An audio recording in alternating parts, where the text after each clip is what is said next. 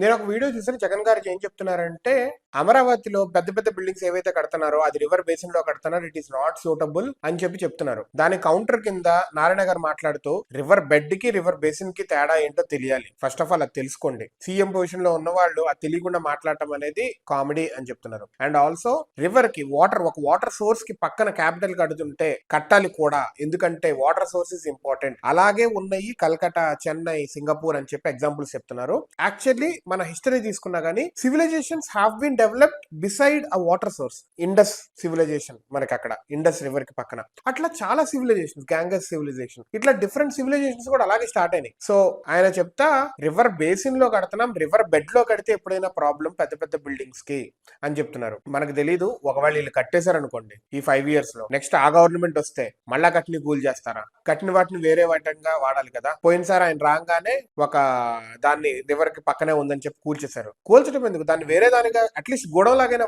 వాడచ్చు కదా. సో మనము like as people at the end of the day that is our money. మనం ట్యాక్సులు చేసి కడుతున్న మనీ. ఆ గవర్నమెంట్ వచ్చి ఈ గవర్నమెంట్ కట్టింది కూల్చి, ఈ గవర్నమెంట్ వచ్చి ఆ గవర్నమెంట్ వచ్చి కట్టింది కూలిస్తే చివరికి మనకే నష్టం. So let us hope. ఇప్పుడు ఎవరి నిజం ఎవరిది అబద్ధం అనేది తెలియదు, కానీ అది రివర్ బేసిన్ లో ఉందా, రివర్ బేసిన్ లో is it technically possible to build big towers అనేది మనము as people we have to at least study and we need to no.